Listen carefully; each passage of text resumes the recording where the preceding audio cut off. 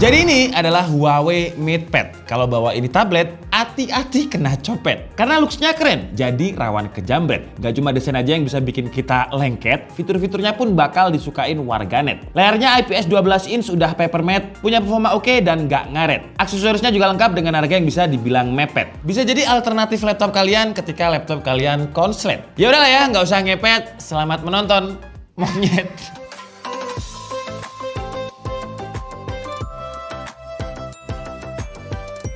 Perkenalkan, ini adalah MatePad 12X. Kalau kalian perhatiin, setiap Huawei ngerilis tablet pasti ada tagline A PC-like experience. Bahkan, sampai kalau saya nge-review tablet apapun di YouTube pasti banyak yang tanya tuh, ini udah support WPS Office kayak di Huawei belum? Yang berarti memang marketing Huawei untuk bikin tablet A PC-like experience itu working. Tapi sebenarnya ya beda segmentasi sih ya. Dimana tabletnya Huawei ini bisa jadi alternatif laptop. Tapi kalau di-compare sama laptop ya sebenarnya beda segmentasi sih ya.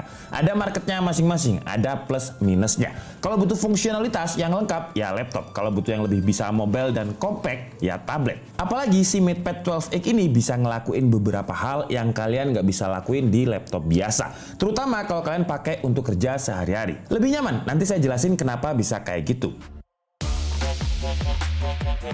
Dari segi desain aja, si Huawei Mate 12X ini dia punya bodi yang compact banget. Dia ultra slim dengan ketebalan cuma 5,9 mm. Dan bobotnya cuma 555 gram tanpa keyboard. Kalau pakai keyboard, bobotnya itu di 876 gram. Masih di bawah 1 kg. Ini tergolong sangat ringan ya. Soalnya kebanyakan tablet itu kalau ditambah keyboard ya sekitar 990 gram. Atau hampir menyentuh 1 kg. Bahkan ada yang di atas 1 kg. Dari segi desain, tablet ini juga udah premium dan ada yang baru di bagian desain kamera belakangnya, nggak kayak tablet-tablet Huawei sebelumnya. Desainnya ini unibody dan kalau kalian lihat di sini garis antenanya ada di pinggiran layar. Jadi selain bikin desainnya lebih cakep, dia juga bisa lebih fungsional. Build quality-nya dia pakai full metal yang udah solid banget. Dan untuk warnanya dia ada dua, jadi ada warna white and greenery. Nah, kata Huawei, bahan pewarnanya ini pakai mica powder. Mica powder ini adalah bahan yang biasanya dipakai di mobil high-end atau kosmetik-kosmetik yang premium. Dan coatingnya juga pakai coating yang eco-friendly, yang dinamakan eco-poretic coating. Dan hasilnya coba kalian lihat deh, warnanya ini cakep banget. Dan yang saya suka,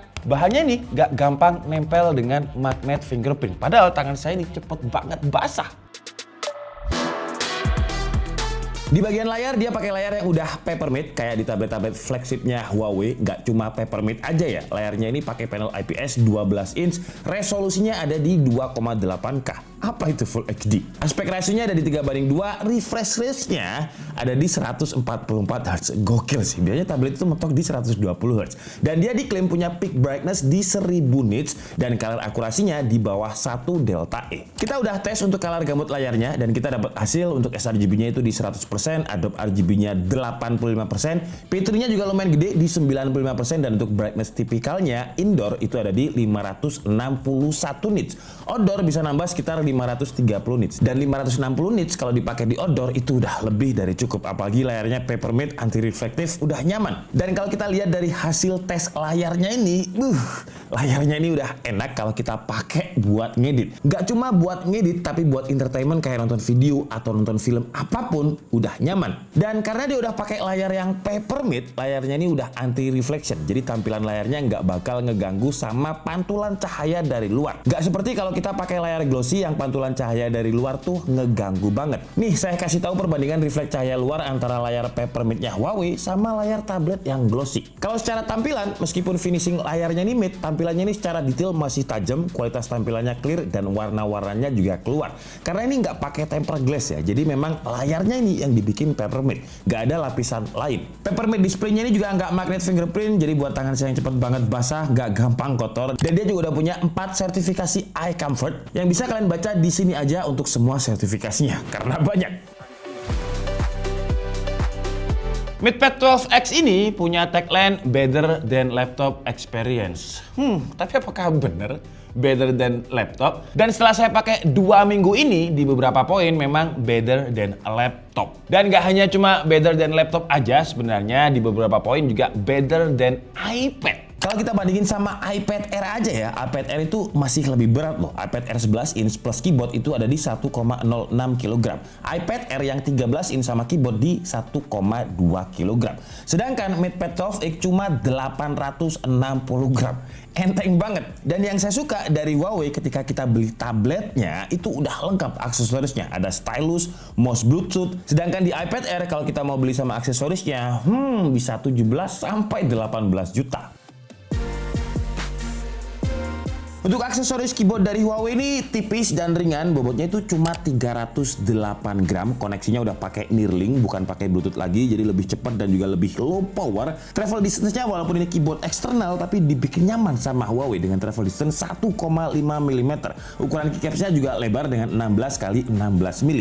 Buat jari saya yang gede-gede, masih oke. Terus menariknya lagi, dia pakai bahan premium nano grade organic silicon material yang coatingnya udah anti stain, anti noda. Jadi kalau misalkan ketumpahan teh, kopi, atau apapun gampang dibersihkan.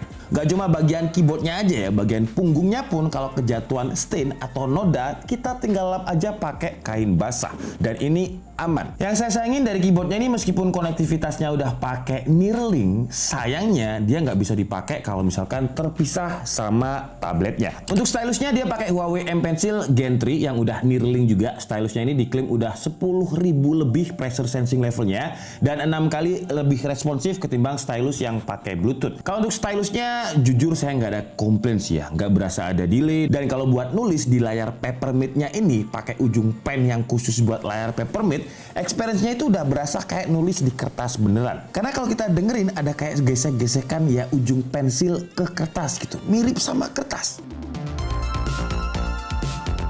Dari segi baterai dia juga better than iPad karena secara kapasitas aja si Huawei MatePad 12X ini punya kapasitas baterai 10.100 mAh. Sementara iPad Air itu di 7.700 mAh.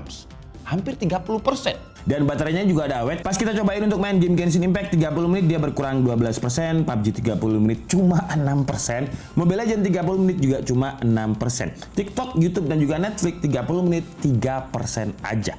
Car X-Street 3 menit 12%. Bahkan kita coba juga untuk record video 4K 30 fps selama 30 menit berkurangnya cuma 5%. Gokil. Kapasitas chargernya juga udah gede, 66 watt supercharge yang pas kita buat ngecas 0 ke 100% dia cuma butuh waktu sekitar 1,5 jam, nggak nyampe 2 jam. Kalau kita ngomongin tabletnya Huawei, mereka itu selalu menggembar-gemborkan a PC-like experience. Dan memang kepake sih. Bahkan beberapa komentar netizen kalau misalkan saya lagi nge-review tablet lain, pasti pertanyaannya bisa a PC-like experience nggak? Bisa WPS versi PC kayak Huawei nggak? Bahkan di iPad Air pun juga belum bisa ya. Bisanya versi mobile. Nggak selengkap versi desktop kayak di Huawei ini. Jawabannya ya di tablet yang lain sampai sejauh ini sih masih yang versi mobile, jadi fitur-fiturnya terbatas, gak selengkap yang versi PC kayak yang ada di Huawei. Di Huawei ini karena dia versi PC, jadi secara tampilan UI yang mirip WPS yang ada di PC, ada top and bottom toolbarnya, bisa multi Windows juga, kalau kita pakai mouse ada pointernya juga yang fungsinya juga sama persis kayak di PC. Di WPS yang versi mobile bahkan gak ada mouse pointernya loh ya. Ini kita coba demoin salah satu fiturnya, yaitu dia bisa buat bikin ngebuka atau ngedit pivot table, jadi buat yang kerjanya pakai Excel jangan khawatir karena PC level WPS Office-nya aman. Selain bisa pivot table, dia juga bisa bikin flowchart kayak formula Excel, kayak sum, VLOOKUP, count dan lain-lain. PowerPoint-nya kita juga bisa custom animasi kayak animasi slide PPT pas muncul, animasi bakal kayak gimana, terus ada grid-nya juga untuk mempermudah kita ngepasin gambar atau yang lainnya pas kita masukin slide ke PPT-nya. File kita juga bisa kita share online, jadi kalau misal kita mau nge-preview kerjaan kita ke orang lain, bisa kita tinggal kirim aja dan bisa kita setting juga kayak durasi sharingnya. Terus yang kita kirim link bisa ngapain aja, entah cuma bisa ngelihat atau bisa ngedit juga. Mirip-mirip sama Google Docs dan juga Google Sheets, tapi ini versi WPS. PC level WPS Office-nya ini juga udah support multi Windows ya. Jadi kita bisa ngebuka 2 atau lebih Windows WPS Office-nya secara bersamaan dan kita bisa adjust ukuran Windows-nya juga, lebih fleksibel. Terus multitaskingnya juga nyaman karena dia sistemnya pakai tab kayak gini. Jadi misalkan kita buka 2 Word, 2 Excel dan 2 PPT sekaligus, itu bisa loh. Tinggal gonta-ganti tab aja, nggak perlu auto minimize ataupun maximize. Selain itu, MatePad 12X ini juga udah terintegrasi sama Huawei Super Hub. Jadi di Super Hub ini kita bisa dengan mudah nyimpen teks, gambar, atau file dari berbagai aplikasi secara sementara. Misalnya pas lagi browsing, kita bisa langsung drag konten ke Super Hub tanpa harus bolak-balik copy paste. Setelah itu, konten yang tersimpan bisa kita drag and drop ke aplikasi lain kayak Huawei Notes, email, atau bahkan aplikasi editing. Selain itu, si Super Hub ini juga memungkinkan kita buat transfer konten ke device yang lain yang support sama Huawei Super Hub. Jadi kerja lebih fleksibel, bahkan kalau harus pindah dari MatePad ke laptop atau HP Huawei lainnya. Terus ada juga Huawei Notes yang bisa kita pakai buat kerja atau buat note taking, yang fiturnya ini banyak banget. Di Huawei Notes ini dia udah support buat import atau export file PDF, dan file PDF yang kita import ke sini bisa kita edit juga. Kalau kita pakai buat nulis, notes pilihan brushnya ada banyak kayak ballpoint, spidol, stabilo, dan lain-lain. Dan kita juga bisa pilih brush favorit kita yang bisa kita taruh di quick switch bar biar nanti kalau pas butuh kita nggak harus nyari lagi. Dan quick switch barnya ntar bakal muncul di sebelah kiri notesnya. Jadi kalau mau ganti brush lebih mudah. Ada lasso tool juga, ini kita bisa pakai buat ganti warna, dan juga arsir yang kita tandain pakai lasso tool entah teks ataupun gambar. Dia ada instant shape juga. Jadi buat gambar kayak garis lurus, segitiga, persegi, gambarnya bisa jadi lebih sempurna. Caranya cuma tinggal gambar terus tahan dulu sebentar, nanti dia bakal otomatis ngebentuk sendiri. Gokil sih. Huawei Notes ini juga punya fitur yang namanya handwriting search. Jadi kalau kita mau nge-search file, kita bisa tinggal tulis aja keywordnya di bagian search. Nah, ntar bakal muncul tuh file yang di dalamnya ada keyword yang kita tulis tadi. Ya, jadi lebih mudah ya, nggak perlu effort buat ngetik dulu. Huawei Notes ini juga udah support sama multi-tab. Jadi kalau kita mau buka video secara bersamaan, enak buat note taking.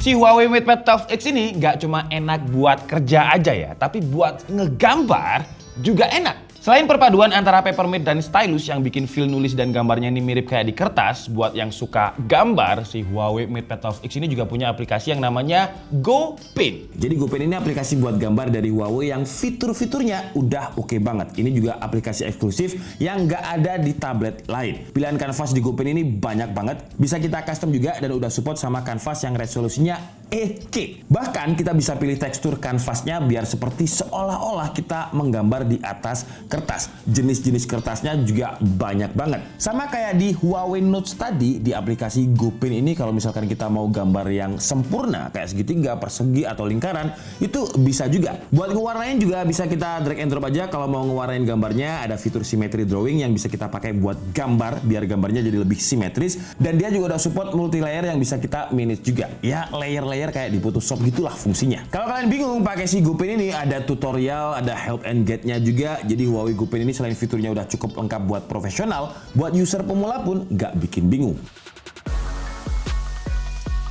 Sekarang kita bahas spesifikasi dan juga performa dari si Huawei MatePad 12X ini. Untuk chipsetnya dia pakai Kirin T90A yang memang nggak kenceng-kenceng banget tapi udah super efisien. Dan chipset ini ditemani sama RAM yang gede, 12 GB dengan storage-nya 256 GB. Dan untuk storage-nya ini udah yang kenceng karena dia udah pakai UFS generasi ketiga yang speed rate-nya itu di hampir 2000 Mbps, watt-nya di 1644 Mbps. Nah, kalau kalian tanya performanya, Antutu sayangnya chipsetnya ini bukan chipset yang paling kenceng di kelas harganya. Memang dengan Antutunya itu dapatnya di 663 ribuan, tapi karena chipsetnya ini bukan yang kenceng-kenceng banget, jadi untuk stability-nya aman ya. Ketika kita tes di Wildlife Stress Test itu di 98%, untuk Wildlife Extreme di 99,2%. Ketika kita tes CPU throttle selama 30 menit juga aman-aman aja. Kalau buat main game memang performanya bukan yang paling kenceng, tapi ya kita cobain di game Genshin Impact langsung aja, dan sayangnya dia nggak bisa lock-nya nyambung ke taco stats kita. Jadi kita nggak bisa tahu tuh data FPS meternya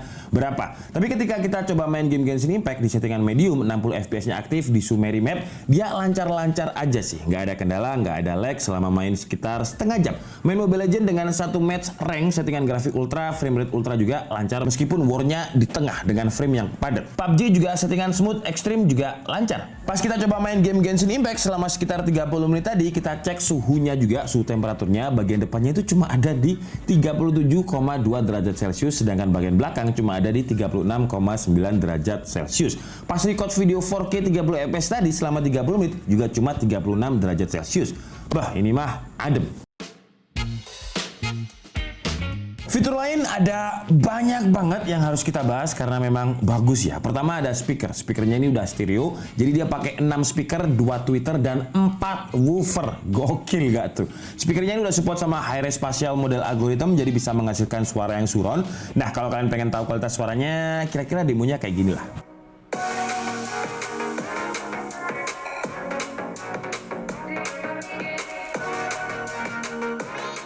Lanjut untuk kameranya, secara spesifikasi kamera depannya dia pakai 8 megapiksel udah support full cam, sedangkan kamera belakangnya dia pakai 13 megapiksel UXD dan 8 megapiksel 112 wide angle kamera. Fitur terakhir yaitu support apps-nya. Jadi masalah aplikasi yang dulu sering banget dipermasalahkan di beberapa device Huawei, sekarang udah nggak jadi masalah lagi. Terutama aplikasi Google, kan banyak banget tuh. Percuma Huawei nggak bisa Google. Nah, sekarang aplikasi-aplikasi Google-nya udah bisa kita direct install di MatePad 12X ini, kayak Google Docs, Google, YouTube, Gmail, semua produk Google bisa lah. Gak cuma aplikasi-aplikasi Google aja yang udah support di MatePad 12X ini, aplikasi-aplikasi meeting kayak Zoom, Teams, Gmeet, dan Slack udah bisa jalan dan bisa share screen juga. Aplikasi streaming juga bisa, video, WeTV, Netflix, Disney Plus, bisa semua lah. Dan untuk aplikasi-aplikasi lain kayak Outlook, Canva, CapCut juga bisa juga. Kenapa ini kita bahas lagi? Karena banyak banget tuh yang nanyain aplikasi di Huawei ini bisa atau enggak. Jadi itu tadi adalah review dari Huawei MatePad 12X, tablet terbaru dari Huawei. Tablet yang bisa jadi alternatif pengganti laptop